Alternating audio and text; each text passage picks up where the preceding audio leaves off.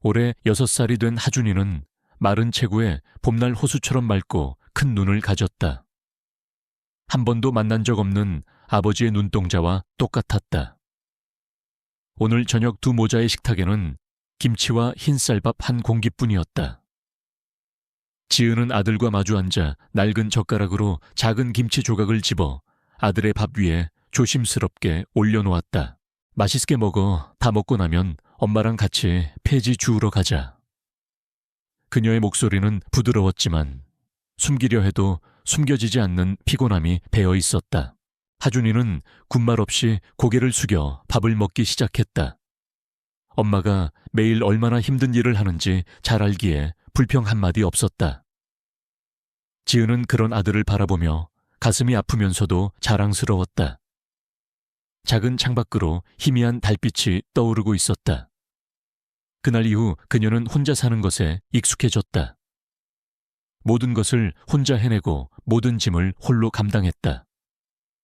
다만 손목에 찬 옥팔찌만이 차갑고 조용하게 남아있었다. 마치 잊힌 사랑의 증표인 양. 그 옥팔찌는 권혁준이 돌아오겠다는 약속의 징표로 선물한 것이었다. 하지만 7년 동안 그 약속은 점차 희미해졌고 이제는 고통과 외로움만이 남았다. 식사를 마친 지은은 하준이의 손을 잡고 밖으로 나섰다. 또래 아이들이 가로등 아래에서 뛰어놀고 있었지만 하준이는 낡은 엄마의 옷자락을 꼭 붙잡고 조용히 뒤를 따랐다. 두 모자는 장이 끝난 야시장으로 향했다. 지은은 버려진 플라스틱 병과 종이 상자를 조심스럽게 주었다. 하준이도 엄마를 돕겠다며 작은 손으로 커다란 상자 조각을 옮기려고 애썼다. 그 모습이 부끄럽지 않았다. 엄마를 도울 수 있는 유일한 방법이었기 때문이다. 낡은 손수레에 폐지를 가득 싣고 돌아오는 길, 두 모자는 솜사탕을 파는 할머니를 지나쳤다.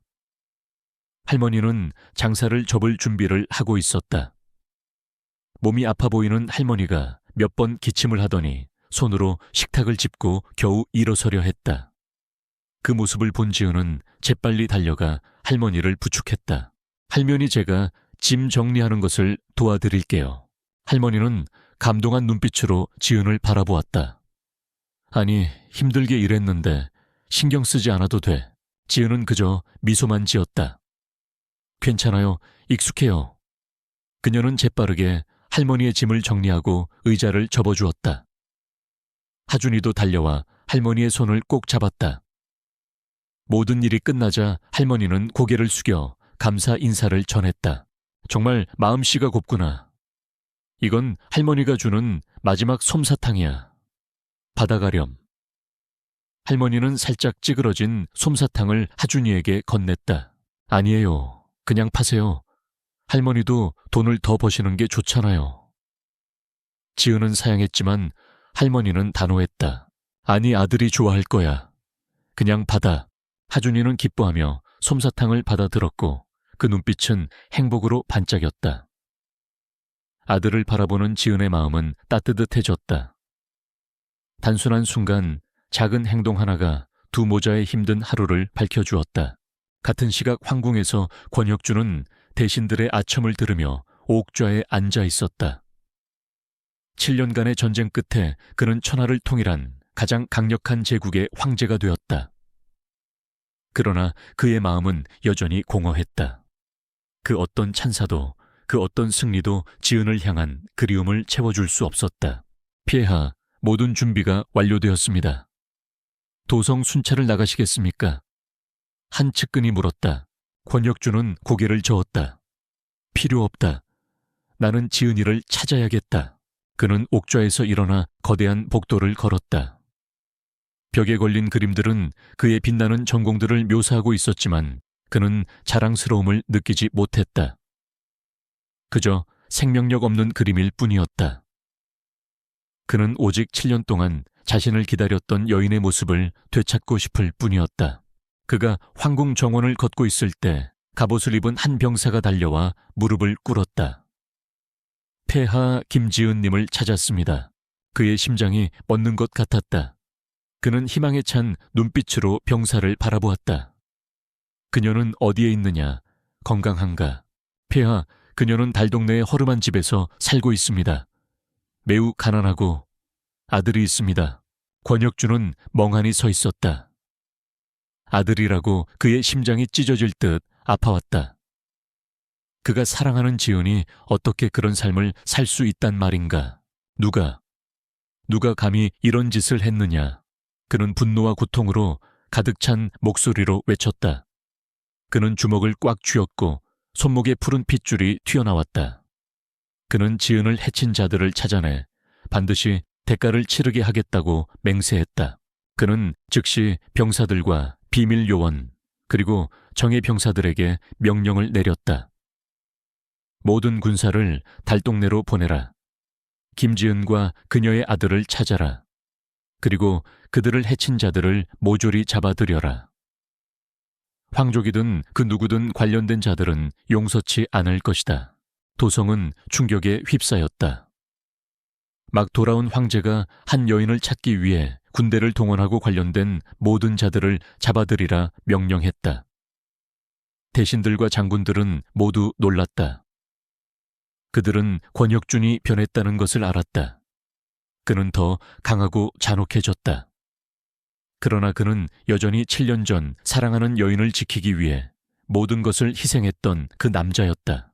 지은과 하준이는 자신들의 작은 집으로 돌아왔다. 하준이는 여전히 기뻐하며 솜사탕을 손에 쥐고 있었다. 지은은 앉아서 아들을 바라보았다. 피곤했지만 마음만은 따뜻했다. 엄마, 내일도 일하러 가요. 하준이가 반짝이는 눈으로 물었다. 지은은 미소 지었다. 그래 가야지. 우리 아들 공부시키고 밥 먹이려면 열심히 일해야지. 저도 엄마를 도울게요. 하준이는 단호하게 말했다. 지은은 아들을 품에 안았다. 그녀의 눈에서 눈물이 흘러내렸다. 그녀는 아들이 그녀의 전부라는 것을 알았다. 아들을 지키기 위해서라면 그 어떤 일이라도 할 수 있었다. 다음 날 아침 지은이 잠에서 깨어났을 때 그녀의 집 앞에는 화려한 마차가 서 있었다. 갑옷을 입은 한 남자가 마차에서 내려 그녀 앞에 무릎을 꿇었다. 황후, 마마 폐하께서 궁에서 기다리고 계십니다. 지은은 자신이 들은 말을 믿을 수 없었다. 그녀는 병사를 바라보았고 마차를 바라보았다. 그녀의 심장이 빠르게 뛰었다. 아니, 나는 황후가 아니다. 그리고 폐하가 누구인지도 모른다. 병사는 그저 미소 지었다. 압니다. 하지만 폐하께서 마마를 만나고 싶어 하십니다. 부디 저와 함께 가주십시오. 지은은 하준이를 바라보았고 다시 마차를 바라보았다. 그녀는 무슨 일이 일어나고 있는지 알 수 없었다. 그 남자가 누구인지도 알 수 없었다. 그러나 그녀는 거절할 수 없었다. 그녀는 진실을 알아내기 위해 가야만 했다. 지은과 하준이가 마차에 오르자 그녀는 자신의 삶이 영원히 변할 것이라는 것을 알지 못했다. 그녀는 궁에서 기다리는 그 남자가 7년 동안 그녀가 기다려왔던 사람이라는 것을 알지 못했다. 그녀는 그 남자가 왕국의 황제인 권혁준이라는 것을 알지 못했다. 그리고 그녀는 자신이 그녀를 아프게 했던 자들과 마주하게 될 것이며 그들은 반드시 대가를 치르게 될 것이라는 것도 알지 못했다. 제2장 총마에 화려하고 눈부신 도시 서울은 김지은에게 낯선 곳이었다. 위풍당당하게 솟아오른 고층 빌딩들 길 위를 미끄러지듯 달리는 고급 자동차들, 화려하게 차려입은 사람들. 이 모든 것은 그녀가 살던 어두운 골목과는 완전히 다른 세상이었다. 하지만 오늘 하준이가 아파서 그녀는 아들을 데리고 강남의 한 개인 병원으로 가야 했다. 그곳은 한때 그녀와 권혁준이 데이트를 즐기던 곳이었다. 그녀는 아들의 건강이 무엇보다 중요했기에 얼마 안 되는 전 재산을 털어 약을 샀다. 창백한 얼굴에 지친 눈빛을 한 하준이는 엄마의 낡은 외투 속에서 몸을 웅크리고 있었다. 낯설고 시끄러운 곳이 두려웠기 때문이다. 지은은 아들을 꼭 안아주며 안심시켰다. 두려워하지 마. 엄마가 여기 있어. 진료를 마치고 병원을 나왔을 때 이미 어둠이 깔려 있었다. 지은은 집으로 돌아가기 위해 버스를 찾고 있었다. 그때 갑자기 검은색 고급 자동차 한 대가 그들 앞에 멈춰 섰다. 차창이 천천히 내려가고 한 남자의 얼굴이 드러났다. 차가운 얼굴, 날카로운 눈빛, 그리고 경멸의 찬미소. 지은은 얼어붙었고 심장이 빠르게 뛰었다. 그녀는 이 남자를 알고 있었다. 진성호 그녀의 인생을 망치려 했던 남자이자 권혁준의 적이었다. 어이쿠, 이게 누구야? 김지은이잖아. 상류층에 떠오르는 별 제국의 유력한 여인이었지. 정말 놀랍군. 진성호는 비꼬는 듯한 목소리로 말했다. 그는 지은을 머리부터 발끝까지 훑어보더니 하준이를 바라보았다. 그리고 이건 네 아들이냐? 비천한 자의 아들, 압이 없는 녀석이라니. 참으로 불쌍하군. 진성호의 말은 칼날이 되어 지은의 심장을 찔렀다. 그녀는 수치심과 모멸감을 느꼈다. 그녀는 하준이를 꼭 안고 아들의 얼굴을 가리려 애썼다. 닥쳐, 내 아들 앞에서 그런 말을 하지 마. 진성호는 크게 웃었다. 왜 안 돼? 어차피 언젠가는 진실을 알게 될 텐데. 네 엄마가 그저 타락한 여자 남자를 등에 업고 살았던 기생이라는 것을. 그리고 나 아버지는 아마 죽었겠지. 그는 지은의 손목을 바라보았다. 그녀가 차고 있는 옥팔찌를. 그 옥팔찌는 아직도 차고 있군. 어리석은 여자. 그가 돌아올 거라고 생각하나 그는 이미 죽었어. 전쟁의 뻘 속에서. 그리고 너도 그와 함께 죽어야 마땅해. 진성호는 아기에 찬 웃음을 터뜨렸다. 그는 운전석에 차를 출발시키라고 명령했다. 고급 자동차는 밤의 어둠 속으로 사라졌고 지은과 하준이만 덩그러니 남았다. 지은은 절망했다. 울고 싶었고 소리치고 싶었지만 그럴 수 없었다. 그녀는 강해져야 했다. 그녀에게는 아들이 있었으니까. 그곳에서 멀지 않은 곳 권혁준의 가장 친한 친구인 한민주는 고급스러운 카페에 앉아 여자친구를 기다리고 있었다. 그는 존경받는 유명한 변호사였다. 그는 권혁준의 군대에서 장교로 복무했으며 권혁준의 지은을 향한 사랑을 잘 알고 있었다.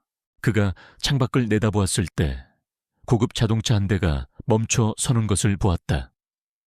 그는 진성호가 한 여자와 아이에게 말을 거는 것을 보았다. 그들이 무슨 말을 하는지는 들을 수 없었지만 그는 여자의 얼굴에 고통과 모멸감이 가득하다는 것을 보았다. 차가 떠나고 그는 여자가 뒤돌아보는 것을 보고 그녀를 알아보았다. 김지은이었다. 한민주는 충격을 받았다. 그는 자신의 눈을 믿을 수 없었다. 그녀는 아직 살아있었다. 그리고 아들이 있었다. 하지만 왜 그녀는 그렇게 가난하게 살고 있는 것일까? 왜 진성에게 모욕을 당해야 하는 것일까? 그는 무언가 잘못되었다고 느꼈다. 그는 즉시 카페를 나와 지은을 뒤쫓았다. 그는 지은과 하준이가 집으로 걸어가는 것을 보았다. 그는 그들을 따라 낡고 흔들리는 목조 가옥이 있는 작은 골목으로 들어섰다. 그는 지은이 아들을 품에 안고 우는 것을 보았다. 그는 가슴이 아팠다. 그는 친구에게 이 사실을 알려줄 수 없었다. 그는 진실을 찾아내 그녀를 도와야 했다. 그는 모든 것을 조사하기로 결심했다. 그는 진성호가 악랄한 사람이라는 것을 알고 있었고 그가 지은을 결코 놓아주지 않을 것이라는 것을 알고 있었다. 그는 더 큰 음모가 진행되고 있다는 것을 알았다. 그는 진실을 찾아내 권혁준에게 보고해야 했다. 한편 황궁에서 권혁준은 다시 옥좌에 앉았다. 그는 왕국의 지도를 바라보고 있었지만 그의 마음은 다른 곳에 있었다. 그는 지은을 생각했다. 그는 한 번도 만난 적 없는 자신의 아들을 생각했다. 한 측근이 들어왔다. 폐하, 장군들을 소집하시겠습니까? 권혁준은 고개를 저었다. 아니, 한민준을 불러라. 한민준이 오자 그는 권혁준 앞에 무릎을 꿇었다. 폐하 보고드릴 중요한 소식이 있습니다. 권혁준은 한민준을 바라보았다. 말해라. 한민준은 모든 이야기를 하기 시작했다. 그는 진성호가 지은을 모욕하는 것을 보았다는 이야기 지은이 달동네의 허름한 집에서 살고 있다는 이야기, 그리고 지은에게 아들이 있고 그 아들이 폐하와 매우 닮았다는 이야기를 했다. 권혁준은 모든 이야기를 듣고 그의 얼굴은 차갑고 잔혹하게 변했다. 진성호, 감히 나의 여인에게 상처를 입히고 나의 아들을 모욕했단 말이냐. 그는 주먹을 꽉 쥐었고 손목에 푸른 핏줄이 튀어나왔다. 그는 분노와 고통으로 가득 찬 목소리로 외쳤다. 진성호와 관련된 모든 자들을 끌고 와라. 나는 그들에게 대가를 치르게 할 것이다. 온 황궁이 충격에 휩싸였다. 대신들과 장군들은 모두 놀랐다. 그들은 권혁준이 변했다는 것을 알았다. 그는 더 강하고 잔혹해졌다. 그러나 그는 여전히 7년 전 사랑하는 여인을 지키기 위해 모든 것을 희생했던 그 남자였다. 권혁준의 귀환과 그의 분노에 대한 소문은 사방으로 퍼져나갔다. 진성호는 자신의 사무실에 앉아 값비싼 와인을 마시고 있었다. 그는 자신이 들은 말을 믿을 수 없었다. 권혁준이 돌아왔다니. 그리고 그가 자신을 찾고 있다니. 말도 안 돼. 그는 이미 죽었어. 전쟁터에서 죽었다고. 그는 돌아올 수 없어. 진성호는 두려움의 찬목소리로 말했다. 그는 와인잔을 바닥에 던졌고 산산조각이 났다. 그의 아버지인 진대호가 들어왔다. 그는 권력과 악랄함으로 유명한 남자였다. 아들아, 진정하거라. 진정할 수 없어요, 아버지. 권혁준이 돌아왔어요. 그리고 저를 찾고 있다고요. 진성호는 공포에 질린 목소리로 말했다. 진대호는 사악한 미소를 지었다. 그가 돌아왔다고 한들 어떠하냐. 그는 그저 작은 왕국의 왕이었을 뿐이다. 우리는 누구냐. 우리는 이 제국에서 가장 강력한 가문인 진 가문이다. 하지만 그에게는 군대가 있어요. 그에게는 병사들이 있다고요. 진성호는 두려움의 찬목소리로 말했다. 그에게 군대가 있지만 우리에게는 돈이 있다. 우리에게는 권력이 있어. 우리는 그를 굴복시킬 것이다. 그리고 너는 결코 그에게 패배하지 않을 것이다. 진대호는 자신감의 찬목소리로 말했다. 진성호는 아버지를 바라보았고 조금 안심이 되었다.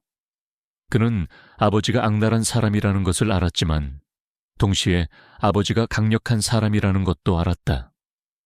그는 아버지가 자신을 결코 실패하게 두지 않을 것이라는 것을 알았다. 그럼 이제 어떻게 해야 할까요? 아버지 진성호가 물었다. 진대호는 사악한 미소를 지었다. 우리가 먼저 공격해야지. 그가 행동하기 전에 우리가 먼저 움직여야 한다. 그는 아들을 바라보았고 창밖으로 희미한 달빛이 떠오르는 것을 보았다. 그는 새로운 전쟁이 시작되었다는 것을 알았다. 전쟁터가 아닌 정치와 권력의 전장에서, 그리고 이 전쟁에서 승자는 단 한 명뿐이었다. 제3장 초기 대립과 진실의 드러남. 한민준에게서 보고를 받은 후 권혁준은 더 이상 가만히 있을 수 없었다. 마음속 깊은 곳에서 고통과 죄책감이 밀려왔다. 지난 7년간 그가 승리의 영광 속에 살고 있을 때 그가 사랑하는 여인은 비참한 삶을 살고 있었다. 그녀는 온갖 모욕과 경멸, 그리고 고통을 홀로 감당해야 했다. 그리고 가장 가슴 아픈 것은 그녀가 그의 아들을 낳았고 그 아이를 빈곤 속에서 홀로 키워야 했다는 사실이었다. 그는 자리에서 일어나 창가로 다가섰다. 화려한 황궁의 풍경이 눈에 들어왔다. 햇살이 그의 붉은 골룡포를 비추어 더욱 눈부시게 만들었지만 그의 마음속에는 분노와 증오의 검은 그림자만이 가득했다. 그는 지은을 지키겠다고 맹세했지만 실패했다. 그리고 이제 그는 그녀에게 상처를 준 자들에게 반드시 대가를 치르게 할 것이다. 지은의 고통을 직접 목격했던 한민준 역시 마음이 아팠다. 그는 권혁준의 뒤에 서서 고개를 숙였고 감히 한마디도 할 수 없었다. 그는 권혁준이 더 이상 예전의 친구가 아니라는 것을 알았다. 그는 사랑하는 사람들을 지키기 위해서라면 무엇이든 할 수 있는 강력한 황제가 되어 있었다. 진성호를 잡아들여라. 권혁준은 차갑고 단호한 목소리로 말했다. 그를 내 앞으로 데려와라. 내가 그를 만나야겠다. 예, 폐하. 한민주는 대답하고 떠났다. 권혁준은 다시 돌아와 왕국의 지도를 바라보았다. 그는 진성호만이 유일한 적이 아니라는 것을 알고 있었다. 그의 부재를 이용해 지은을 해친 수많은 자들이 있었다. 그는 그들 모두를 찾아내 대가를 치르게 할 것이다. 그 시각 진성호는 자신의 사무실에 앉아 값비싼 와인을 마시며 비웃고 있었다. 그는 자신이 들은 말을 믿을 수 없었다. 권혁준이 돌아왔다고, 그리고 그가 자신을 찾고 있다고.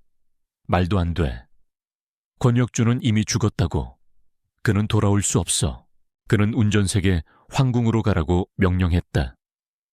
그는 권혁준을 만나고 싶었다. 그는 그에게 자신이 그를 두려워하지 않는다는 것을 보여주고 싶었다. 그는 자신이 이 제국에서 가장 강력한 사람이라는 것을 보여주고 싶었다. 그가 황궁으로 들어섰을 때 그는 옥좌에 앉아있는 권혁준을 보았다. 그의 눈빛은 차갑고 분노로 가득 차 있었다. 진성호는 약간 두려움을 느꼈지만 침착함을 유지하려 애썼다. 폐하께 문안 드립니다. 진성호는 오만한 목소리로 말했다. 폐하께서 아직 살아계실 줄은 몰랐습니다. 정말 놀랍습니다. 권혁준은 아무 말도 하지 않았다. 그는 그저 진성호를 바라볼 뿐이었다. 그의 눈빛에는 분노와 증오가 가득했다. 진성호는 약간 불안했지만 여전히 침착함을 유지하려 애썼다. 폐하, 제가 왜 여기 와야 하는지 모르겠습니다. 진성호가 말했다. 권혁준은 자리에서 일어나 진성호 앞으로 걸어왔다. 네가 지은에게 무슨 짓을 했느냐? 그는 차갑고 분노에 찬 목소리로 물었다. 진성호는 비웃었다. 지은이요, 지은이가 누구죠? 저는 그 이름을 모릅니다. 감히 내 여인에게 상처를 입히고 내 아들을 모욕했으면서 이제 와서 그녀가 누구인지 모른다고. 권혁준은 고통과 분노로 가득 찬 목소리로 외쳤다. 진성호는 약간의 두려움을 느꼈다. 그는 권혁준이 7년 전에 그 남자가 아니라는 것을 알았다. 그는 더 강하고 잔혹해졌다. 그는 자신이 실수했다는 것을 알았다. 권혁준과 맞서 싸워서는 안 된다는 것을. 폐하, 죄송합니다. 그녀가 폐하의 여인인 줄은 몰랐습니다. 진성호는 후회하는 목소리로 말했다. 아니, 너는 알고 있었다. 권혁준은 말했다. 너는 그녀가 나의 여인이라는 것을 알고 있었다. 그리고 너는 그녀의 삶을 망치려 했다. 너는 네가 저지른 모든 죄에 대한 대가를 치르게 될 것이다. 권혁준이 손짓하자 한 병사가 상자를 들고 들어왔다. 권혁준이 상자를 열자 진성호는 지은이 차고 있던 것과 똑같은 옥팔찌를 보았다. 이 옥팔찌를 아느냐? 권혁준은 물었다. 이것은 내가 지은에게 준 것이다. 이것은 우리의 사랑의 증표다. 그런데 너는 감히 그녀에게서 이것을 빼앗으려 했다. 진성호는 두려움을 느꼈다. 그는 자신이 실수했다는 것을 알았다. 그는 권혁준을 너무 과소평가했다. 그는 작은 왕국의 왕이 아니었다. 그는 사랑하는 사람들을 지키기 위해서라면 무엇이든 할 수 있는 강력한 황제였다. 권혁준은 진성호를 바라보았다. 그의 눈빛에는 분노가 가득했다. 너는 네가 저지른 모든 죄에 대한 대가를 치르게 될 것이다. 그는 차갑고 단호한 목소리로 말했다. 그를 끌고 가라. 병사들이 진성호를 끌고 갔다. 진성호는 뒤돌아 권혁준을 바라보았다. 그의 눈빛에는 공포가 가득했다. 그는 자신이 패배했다는 것을 알았다. 권혁준에게 패배했다는 것을. 진성호는 감옥으로 끌려갔다. 그는 차갑고 어두운 방에 앉아 방금 일어난 일들을 생각했다. 그는 자신이 패배했다는 것을 믿을 수 없었다. 권혁준에게 패배했다는 것을. 그의 아버지 진대호가 그를 찾아왔다. 아들아, 대체 무슨 짓을 저지른 것이냐? 그는 분노에 찬 목소리로 물었다. 죄송합니다, 아버지. 제가 권혁준을 너무 과소평가했습니다. 진성호는 후회하는 목소리로 말했다. 진대호는 사악한 미소를 지었다. 괜찮다, 아들아. 그는 단지 한 번의 싸움에서 이겼을 뿐이다. 우리는 이 전쟁에서 이길 것이다. 그는 아들을 바라보았고 창밖으로 희미한 달빛이 떠오르는 것을 보았다. 그는 새로운 전쟁이 시작되었다는 것을 알았다. 전쟁터가 아닌 정치와 권력의 전장에서. 그리고 이 전쟁에서 승자는 단 한 명뿐이었다. 그럼 이제 어떻게 해야 할까요? 아버지. 진성호가 물었다. 그의 약점을 공격해야지. 진대호는 자신감의 찬 목소리로 말했다. 우리는 지은이와 그의 아들을 공격할 것이다. 그러면 그는 굴복할 수밖에 없어. 그리고 우리는 승리할 것이다. 제4장 절정의 시험. 권혁준의 귀환과 진성호의 체포는 상류 사회에 큰 충격을 주었다. 진 가문의 영향력 아래에 있던 언론 매체들은 즉시 권혁준을 비방하는 캠페인을 시작했다. 주요 신문들은 허위와 왜곡으로 가득 찬 기사들을 쏟아냈다. 승리한 황제인가, 잔혹한 폭군인가. 잔혹한 전쟁의 유일한 생존자 권혁준의 숨겨진 비밀은 황실을 뒤흔든 충격적인 스캔들 약혼녀 김지은과 사생아. 이러한 선정적인 기사들은 순식간에 퍼져나갔다. 사람들은 이제 권혁준을 존경의 눈빛이 아닌 의심과 비난의 눈빛으로 바라보기 시작했다. 황궁에서 권혁준은 각 기사들을 차분히 읽었다. 그는 이것이 진 가문의 방역이라는 것을 알았다. 그들은 그의 군사력에 정면으로 맞설 수 없었기에 명예와 평판을 공격하는 방법을 택한 것이다. 진성호의 아버지인 진대호는 결코 만만한 상대가 아니었다. 그는 여론을 조작하는데 능숙한 교활한 노인이었다. 폐하, 무슨 조치를 취하셔야 합니다. 이 기사들이 폐하의 명예를 심각하게 훼손하고 있습니다. 권혁준의 측근이 된 한민준이 걱정스러운 표정으로 말했다. 권혁준은 차갑게 미소 지었다. 그들이 이 게임을 하고 싶어 하는군. 좋다. 마음껏 하게 내버려 두어라. 그는 한민준을 바라보았다. 모든 것을 조사하라.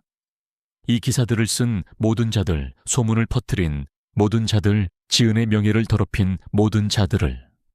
나는 그들에게 대가를 치르게 할 것이다.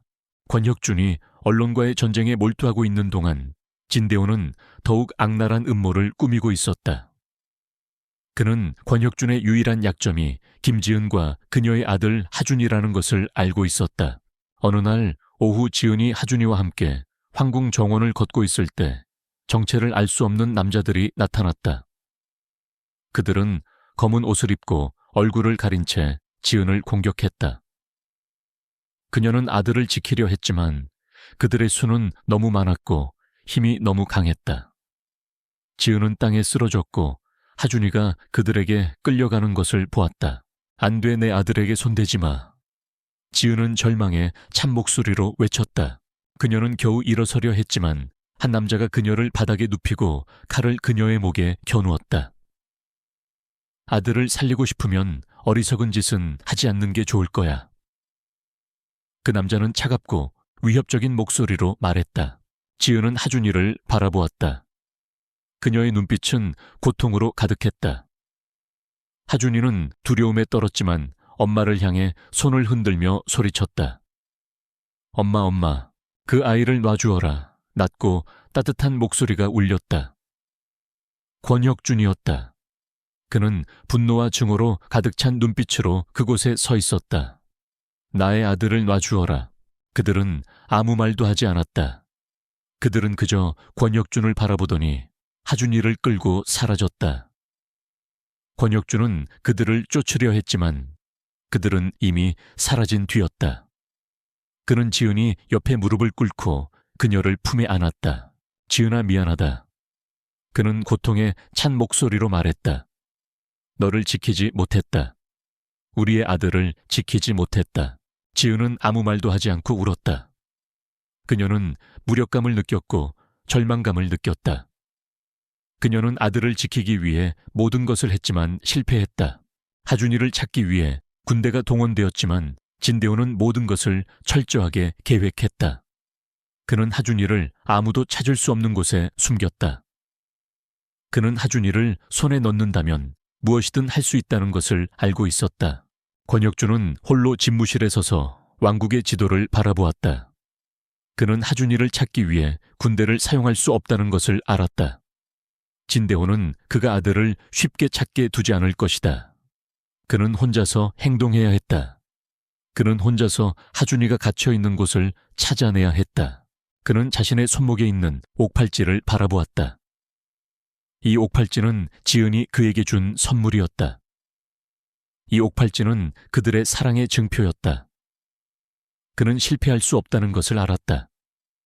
그는 하준이를 찾아야 했다. 그는 지은을 지켜야 했다. 그는 자신의 가족을 지켜야 했다. 그는 이전에 한 번도 사용한 적 없는 특별한 힘을 사용했다. 그는 1000명이라는 왕국의 왕들만이 사용할 수 있는 힘을 사용했다.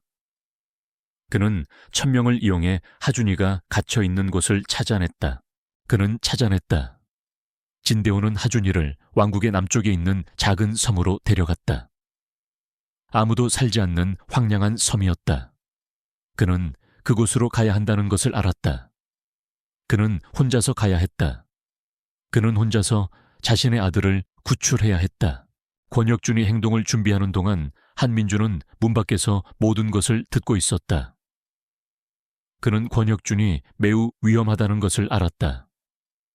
그는 진대호가 결코 만만한 상대가 아니라는 것을 알았다. 그는 권혁준을 막기 위해 무엇이든 할 것이다. 그는 방에 홀로 앉아 울고 있는 지은을 바라보았다. 그는 그녀가 매우 불안해하고 있다는 것을 알았다. 그는 그녀가 매우 두려워하고 있다는 것을 알았다. 그는 그녀를 위로해주고 싶었지만 그럴 수 없었다. 그녀에게는 혼자만의 시간이 필요하다는 것을 알았다. 한민주는 다시 돌아서서 왕국의 지도를 바라보았다. 그는 권혁준을 도울 수 없다는 것을 알았다. 그는 그저 기도할 수밖에 없었다. 그는 권혁준이 무사히 돌아오기를 바랄 수밖에 없었다. 한민주는 창밖으로 희미한 달빛이 떠오르는 것을 보았다. 그는 새로운 전쟁이 시작되었다는 것을 알았다. 전쟁터가 아닌 정치와 권력의 전장에서, 그리고 이 전쟁에서 승자는 단 한 명뿐이었다. 제5장 절정의 순간과 명예회복. 어둠이 내린 밤 얇은 초승달이 바다 위로 희미한 빛을 뿌리고 있었다. 권혁준이 어릴 적 무술을 연마했던 남쪽의 작은 섬은 이제 감옥이 되어 있었다. 차가운 돌감옥 안에서 하준이는 두려움에 떨고 있었다. 그는 엄마가 보고 싶었고 자신을 지켜주겠다고 약속했던 권혁준이 보고 싶었다. 그는 아버지가 올 것이라고 믿었다. 그는 아버지를 믿었다. 갑자기 작은 소리가 들렸다. 육중한 쇠문이 삐걱거리며 열렸다. 하준이는 고개를 들었고 분노와 고통으로 가득 찬 얼굴을 한 검은 골룡포의 남자를 보았다. 권혁준이었다. 하준이는 소리쳤다. 아버지. 권혁준은 달려가 아들을 품에 안았다. 하준아, 괜찮으냐? 하준이는 고개를 저었다. 괜찮아요. 아버지가 오실 거라고 믿었어요. 권혁준은 미소 지었고 문 밖을 바라보았다. 무장한 병사들이 나타났다. 그들은 갑옷을 입고 검을 들고 있었다. 권혁준은 검을 뽑아 아들 앞에 섰다. 너는 여기 있어. 내가 너를 지키겠다. 불균형한 싸움이 시작되었다. 권혁준은 혼자였지만 그는 마치 사자처럼 싸웠다. 그는 지난 7년간 전쟁터에서 배운 모든 것을 사용했다. 그는 마치 신처럼 싸웠다. 한 병사가 하준이를 공격하려 했다. 권혁준은 재빨리 막아섰고 그의 검으로 그 병사를 쓰러뜨렸다. 감히 나의 아들에게 손대지 마라. 그는 분노와 고통으로 가득 찬 목소리로 외쳤다. 싸움은 끝났다. 권혁준은 모든 병사들을 쓰러뜨렸다.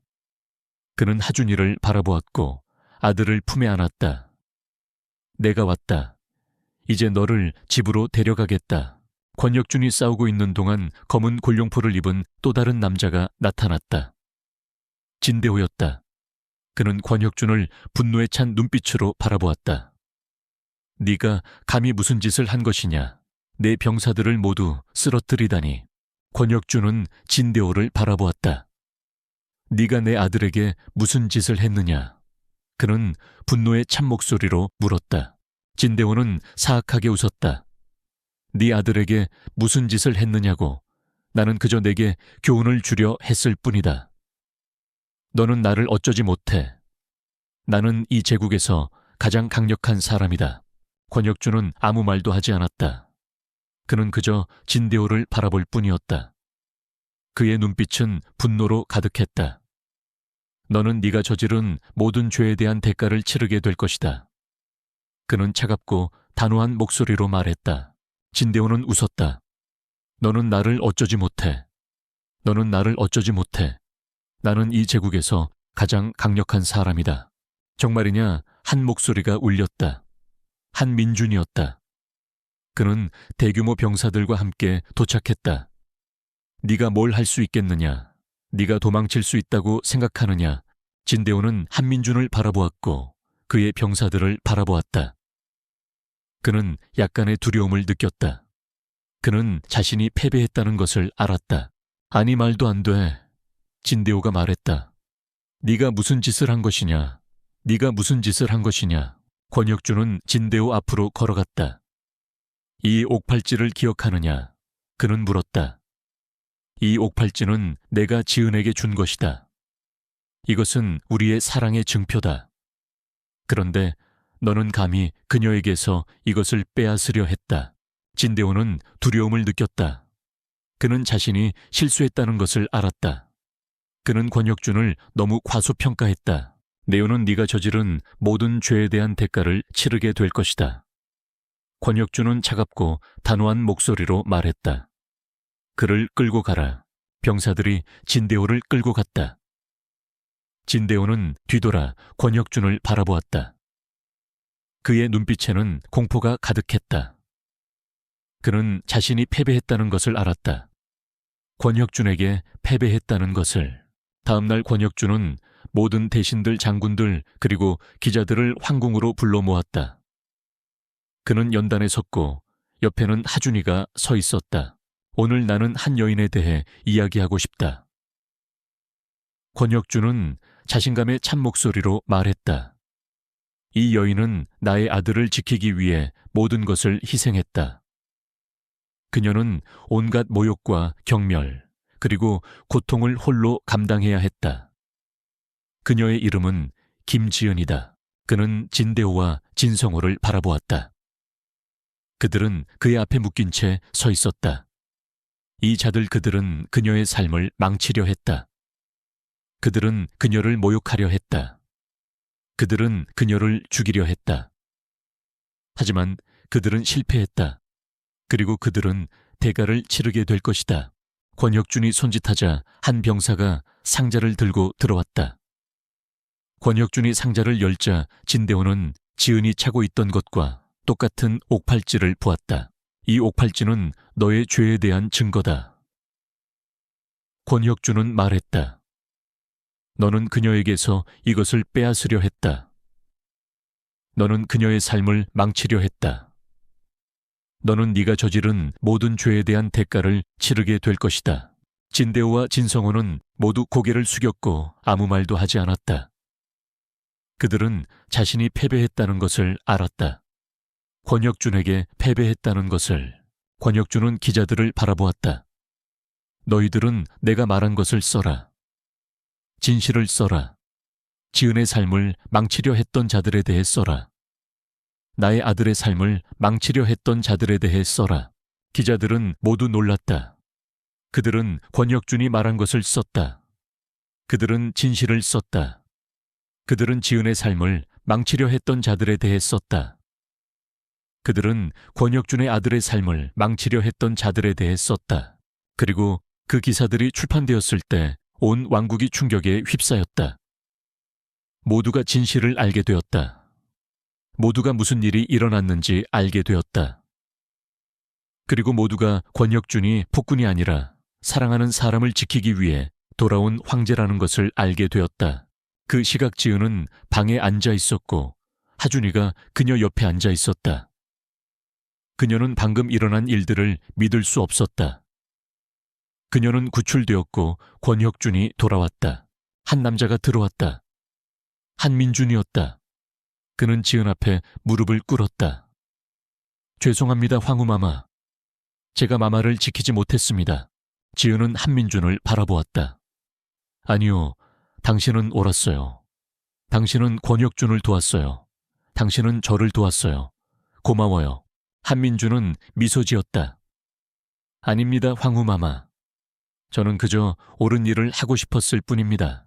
그는 지은을 바라보았고 하준이를 바라보았다. 권혁준은 마마를 정말 많이 사랑합니다. 그는 마마를 지키기 위해 모든 것을 했습니다. 지은은 마음이 따뜻해지는 것을 느꼈다. 그녀는 권혁준이 자신을 사랑한다는 것을 알았다. 그녀는 그가 자신을 잊지 않았다는 것을 알았다. 그녀는 그가 자신을 지키기 위해 돌아왔다는 것을 알았다. 그럼 이제 우리는 어떻게 해야 할까요? 지은이 물었다. 우리는 함께 가족을 이룰 것입니다. 한민준이 말했다.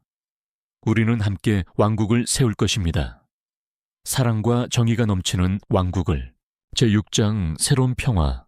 진대호와 진성호의 사건은 온 왕국을 뒤흔든 충격적인 사건이 되었다.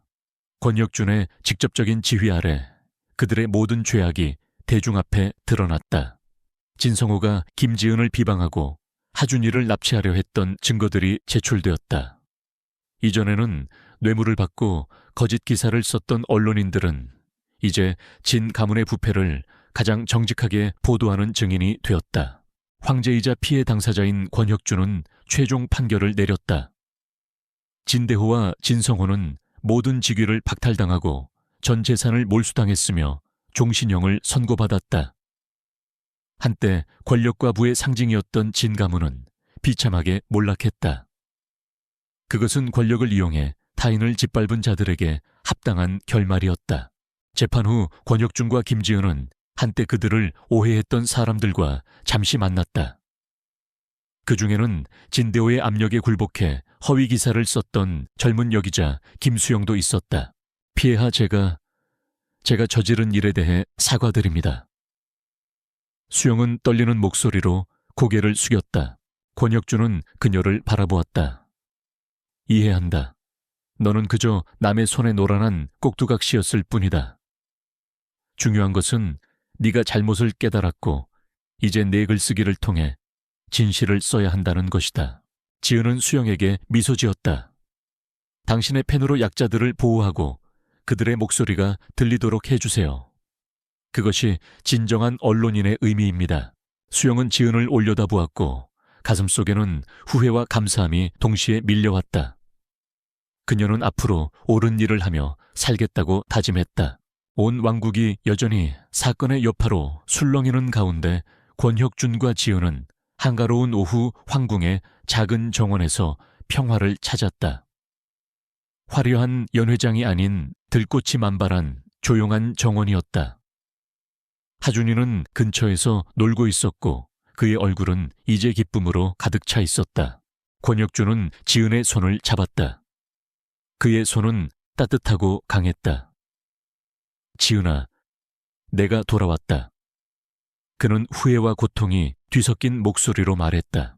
지은은 그를 바라보았고 눈물이 흘러내렸다. 그녀는 이 순간을 7년 동안 기다렸다. 정말 돌아오셨군요. 믿을 수가 없어요. 미안하다. 그는 말했다. 너와 하준이가 고통받게 해서, 너를 지키지 못해서. 지은은 고개를 저었다. 아니요, 당신은 저를 지켰어요. 당신이 돌아왔잖아요. 그것이 가장 중요해요. 두 사람은 아무 말 없이 서로를 안았다. 그 침묵 속에는 지난 7년간의 모든 고통과 그리움 그리고 사랑이 담겨 있었다. 몇 주 후 황궁에서 작지만 의미 있는 결혼식이 열렸다. 대신이나 장군들의 참석 없이 오직 권혁준 지은 그리고 하준이만 있었다. 가장 친한 친구인 한민준이 그 신성한 순간을 증언했다. 지은은 소박한 드레스를 입었지만 그 어느 때보다 빛나고 아름다웠다. 그녀는 권혁준이 선물한 옥팔찌를 차고 있었다. 다시는 서로 떨어지지 않겠다는 맹세의 증표처럼 권혁준은 지은의 손을 잡고 하준이를 바라보았다. 이제 우리는 한 가족이다. 나는 너희 둘을 영원히 지킬 것이다. 어느 날 밤 권혁준과 지은은 함께 앉아 달을 바라보았다. 여보, 지은이 말했다. 지난 7년간 저는 많은 생각을 했어요. 불의에 대해, 세상의 잔인함에 대해. 왜 좋은 사람들이 고통받아야 하는지 생각했어요. 권혁준은 지은의 손을 꼭 잡았다. 나도 그랬다. 왜 나만 살아남았는지 다른 사람들은 죽었는데. 왜 내가 싸워야 했는지 나는 그저 너와 함께 있고 싶었을 뿐인데. 지은은 권혁준의 어깨에 머리를 기댔다. 저는 답을 찾았어요. 권력은 자신을 위한 것이 아니라 사랑하는 사람들을 지키고 더 나은 세상을 만드는데 쓰여야 한다는 것을요.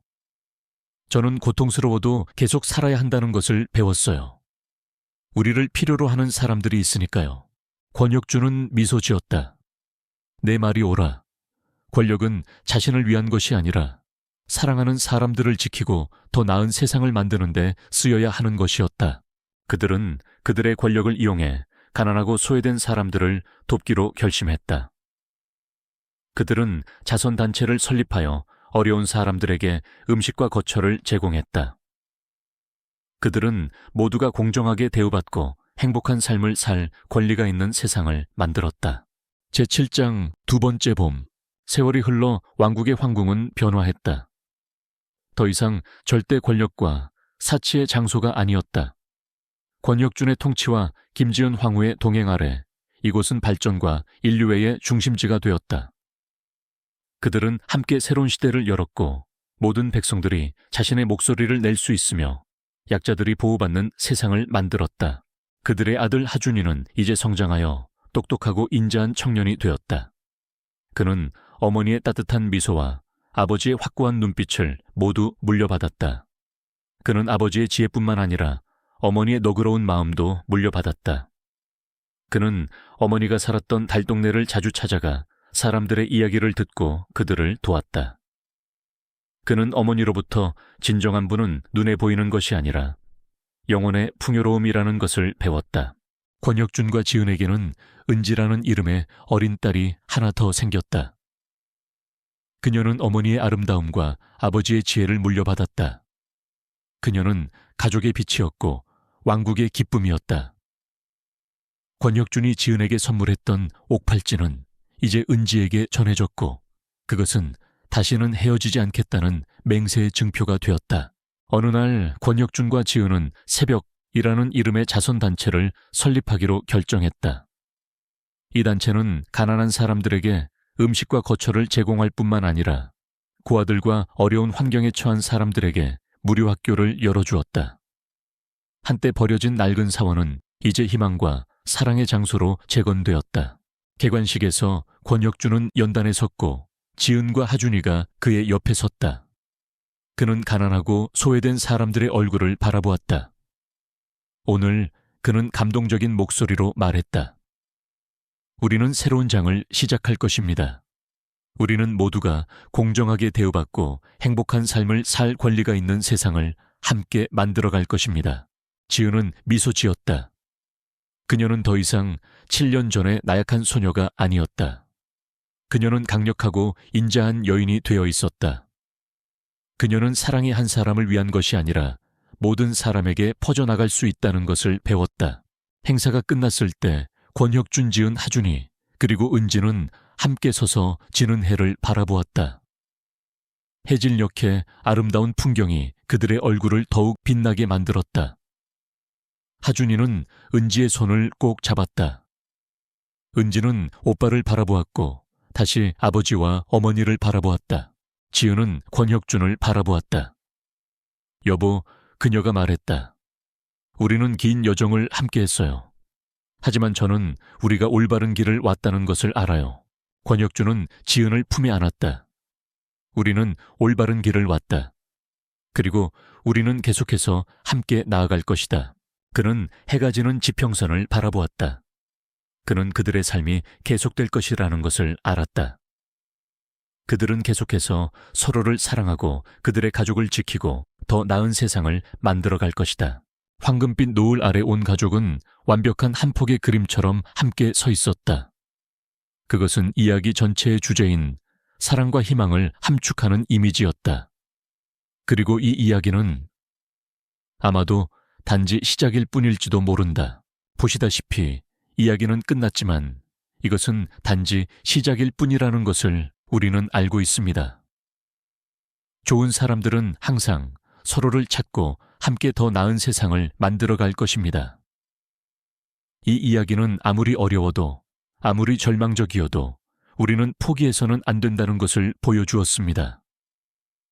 우리를 필요로 하는 사람들이 있기 때문에 우리는 계속 살아가고 계속 희망을 가져야 합니다. 그리고 그것이 바로 우리가 좋은 것을 믿어야 하는 이유입니다. 어떠셨나요? 아래에 댓글을 남겨주시고 이 이야기를 친구들과 공유하여 삶의 좋은 가치들을 함께 나누세요. 다음에도 좋은 이야기들을 놓치지 않도록 채널을 구독해주세요.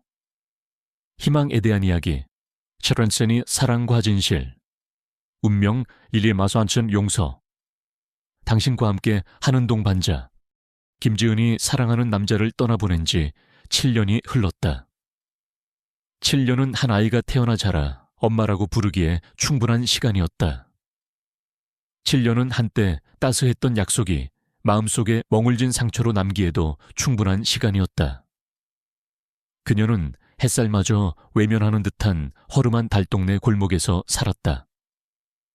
낡고 흔들리는 목조 가옥은 구멍 뚫린 벽 틈새로 겨울이면 매서운 바람을 토해냈다. 하지만 지은에게 그곳은 세상의 전부였다. 그곳에 아들 하준이가 있었기 때문이다.